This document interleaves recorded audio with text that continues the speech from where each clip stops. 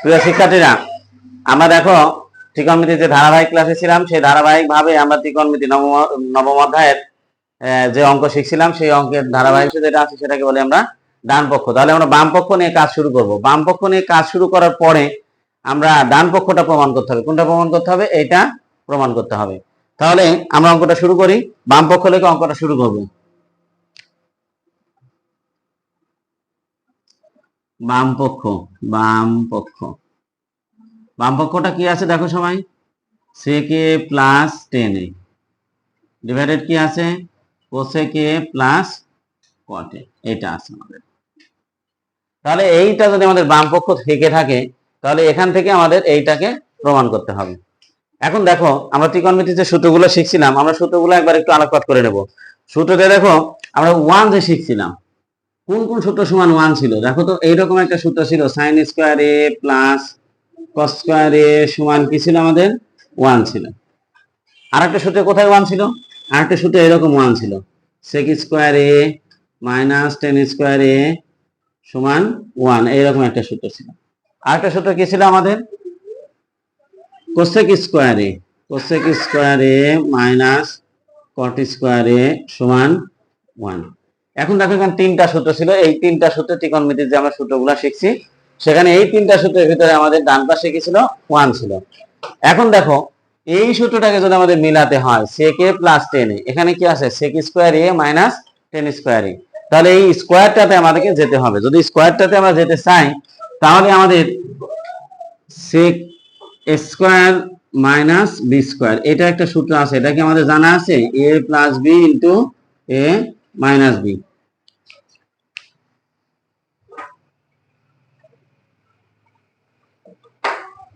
দেখো স্কয়ার যুক্ত একটাই সূত্র আছে বীজগণিতের, সেই সূত্রটা কি? a square minus b square সমান a plus b into a minus B.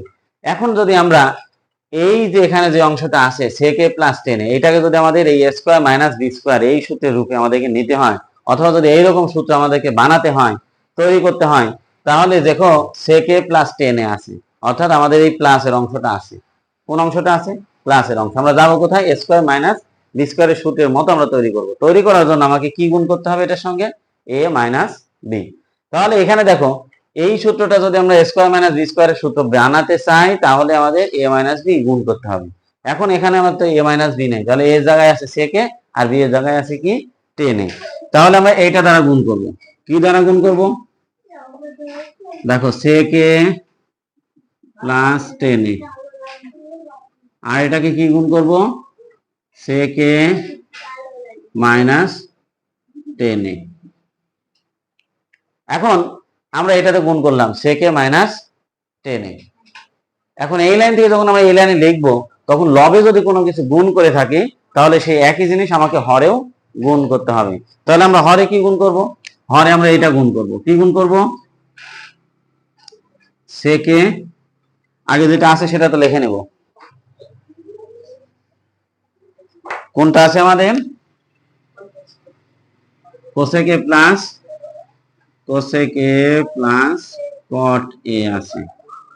এইটার সঙ্গে আমরা এইটা নতুন লিখছি, তাহলে এটা গুণ করব। তাহলে sec a মাইনাস 10a। এখন দেখো যদি আমরা এই অংশটা এইটার সঙ্গে এটা যদি আমরা কাটাকাটি করে দিই বা বাদ দিয়ে দিই, তাহলে আমরা এখানে ফিরে যেতে পারবো, এটা কোনো আমাদের অসুবিধা নেই। এখন আমরা যেটা দেখব সেটা হলো যে আমরা তো উপরেরটাকে সূত্র বানাইছি a square minus b square, a plus b into a minus b. এখন দেখো নিচে কি ছিল? cosec a plus cot a। এখানে কিন্তু যেটা প্রমাণ করতে বলেছি সেটা উল্টা আছে, sec a মাইনাস 10a আছে, sec a মাইনাস 10a। তাহলে এইটাকেও আমরা এই a স্কয়ার মাইনাস বি স্কয়ারের সূত্র তৈরি করব। কিসের সূত্র তৈরি করব? a square minus b square. এই a square minus b square সূত্র তৈরি করার জন্য a plus b into a minus b. তাহলে এখানে আমাদের কি আছে? cosec a plus cot a আছে। তাহলে আমরা গুণ করব কি দিয়ে? cosec a minus cot a দ্বারা গুণ করব। কাকে গুণ করব? এই হর যে অংশটা আছে, অর্থাৎ এই অংশের সাথে। তাহলে আমরা এটা গুণ করব, cosec a minus cot a। এখন গুণটা আমরা কোথায় করলাম? এই লাইনটাতে লবের অংশে হরে গুণ করছি। তাহলে একই জিনিস আমরা কোথায় গুণ করব? আবার লবেও গুণ করব। তাহলে লবে গুণ কি গুণ করব আমরা? cosec a minus cot a, এইটা গুণ করব আমরা। তাহলে এই অংশটা আমাদের তাহলে আমরা এই যে লাইনটা ছিল এই লাইনটাকে উপরে আমরা a স্কয়ার মাইনাস b স্কয়ারের সূত্র তৈরি করার জন্য আমরা a plus b into a minus b প্রয়োজন। এই a plus b into a minus b প্রয়োজন করার জন্য আমরা sec a মাইনাস 10 এর দ্বারা গুণ করছি। যখন আমরা লবে গুণ করব ঠিক একই জিনিস আমরা হরেও গুণ করব। আবার ঠিক একই রকম ভাবে কি cosec a plus cot a এই অংশটাতে আমরা কি করব, আবার আমরা গুণ করব cosec a minus cot a। তাহলে হরে যদি গুণ দিই তাহলে সে একই জিনিস আবার কোথায় গুণ হবে, লবেও গুণ হবে। এখন দেখো কি হবে, তাহলে এই দুইটা যদি গুণ করি তাহলে আমাদের কি হচ্ছে, এই দুইটা যদি গুণ করি আমরা sec square a minus tan square a into থাকছে এটা cosec a minus cot a।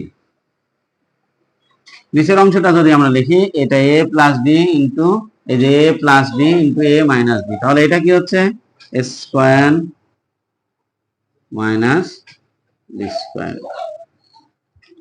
এখানে কি থাকছে sec a মাইনাস 10 a, তাহলে sec a মাইনাস 10। এখন দেখো এই যে sec square a minus 10 square a, তাহলে সূত্রটা কি ছিল sec square a minus 10 square a সমান কত 1।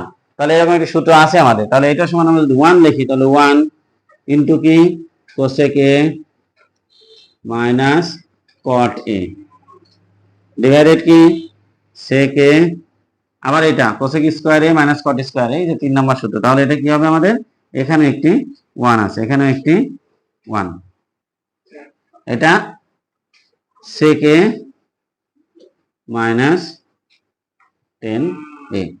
এখন দেখো 1 যদি কোনো কিছুর সঙ্গে গুণ করি তাহলে এটা ওরকমই থাকে, তাহলে এটা লিখবো আমরা cosec a minus cot a divided sec a minus 10 a। এখন দেখো যে বাম পক্ষে যে অংশটা ছিল সেটার সঙ্গে এটা মিলছে কিনা, যদি মিলে যায় তাহলে আমরা কি লিখবো, এটাতে লিখবো আমরা ডান পক্ষ। অতএব বাম পক্ষ সমান ডান পক্ষ, তাহলে প্রমাণিত। এই অঙ্কগুলো শেখার জন্য অবশ্যই আমাকে প্রত্যেকটা লাইন স্টেপ বাই স্টেপ তোমাকে লিখতে হবে এবং ধৈর্য সহকারে শিখতে হবে। কেউ যদি মনে করে যে 1 মিনিট ভিডিও দেখে শিখে যাবো তাহলে শিখতে পারবে না। তাহলে আমরা আগামীতে এর পরবর্তী যে প্রশ্ন আছে সেটা নিয়ে আলোচনা